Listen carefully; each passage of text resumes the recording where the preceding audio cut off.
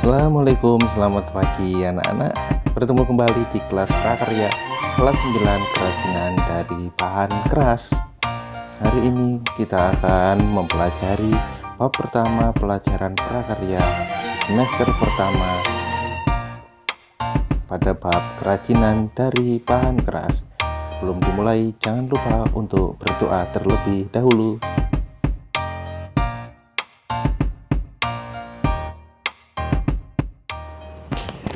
Pada bab pertama ini, bab 1 kerajinan bahan keras, apa saja indikator atau tujuan pembelajarannya?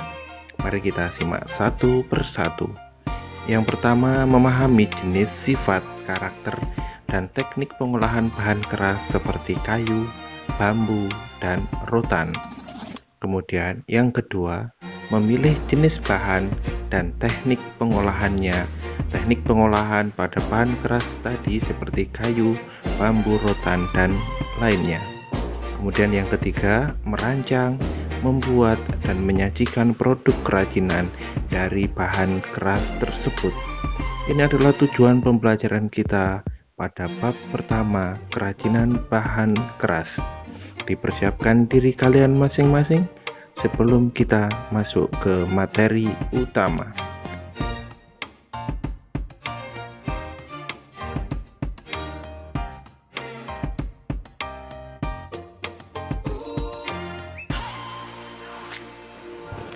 Masuk ke materi utama, mengenal kerajinan bahan keras.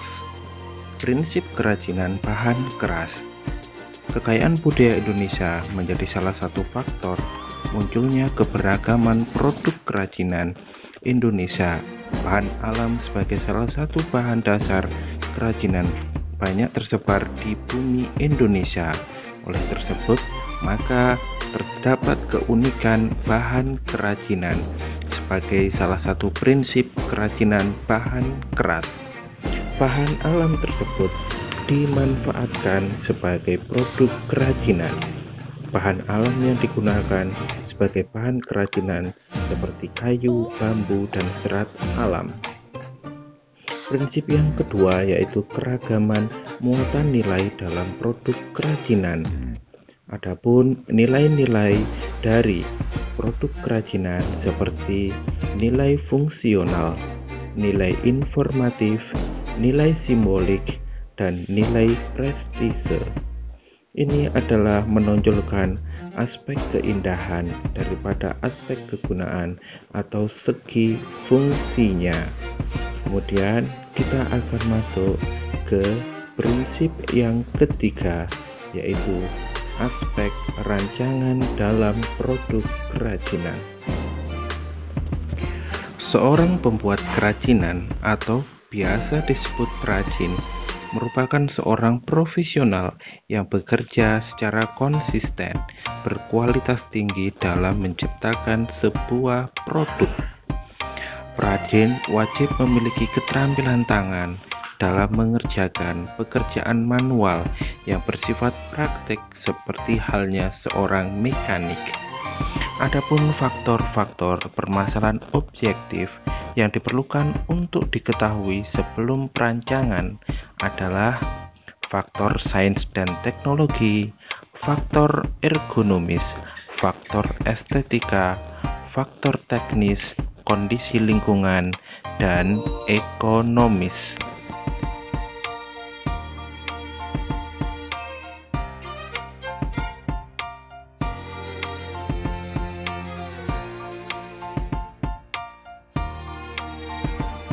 Masuk ke pembahasan kedua, jenis dan karakteristik kerajinan bahan keras. Yang pertama, bahan keras alami. Bahan baku kerajinan yang berasal dari alam dan mengalami pengolahan tanpa mengakibatkan perubahan wujud benda itu. Contohnya adalah seperti rotan, kayu, bambu, batu, kerang, dan biji-bijian. Jenis yang kedua, bahan keras buatan, merupakan bahan baku kerajinan yang telah mengalami pengolahan sehingga menjadi keras. Bahan keras buatan harganya relatif mahal Contohnya kaca, logam, emas, perak, kuningan, tembaga, aluminium, dan juga fiberglass.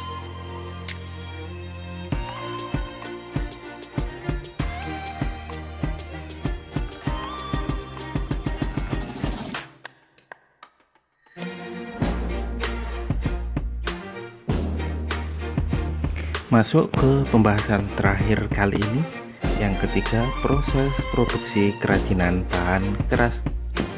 Perajin dalam membuat produk kerajinan pada umumnya memiliki satu konsep karya yang dapat diproduksi lebih dari satu produk. Banyaknya produk yang dibuat menyesuaikan dengan kebutuhan masyarakat. Yang kita bahas di sini adalah langsung kepada teknik pengolahan kerajinan.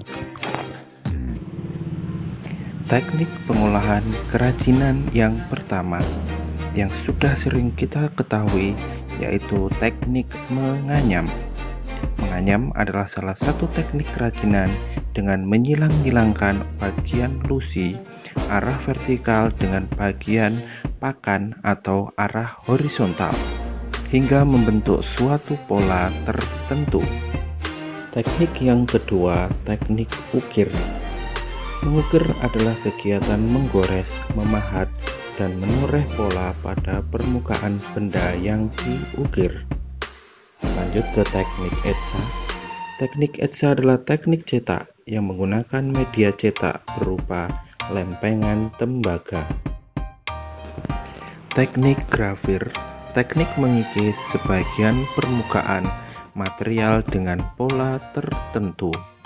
Teknik ini biasa digunakan untuk membuat trofi, aksesoris, perhiasan, dan alat tulis. Kemudian ada teknik bubut. Bubut adalah suatu proses pemakanan benda kerja yang sayatannya dilakukan dengan cara memutar benda kerja, kemudian dikenakan pada pahat yang digerakkan secara transisi sejajar dengan sumbu putar dari benda kerja. Kemudian ada teknik patri, teknik cetak, dan juga teknik las. Demikian materi untuk hari ini. Saya sampaikan terima kasih atas perhatiannya. Semoga bermanfaat. Untuk lebih memahami materi, buatlah rangkuman dan kirimkan ke saya. Dari saya cukup sekian. Sampai bertemu kembali di video-video selanjutnya. Salam.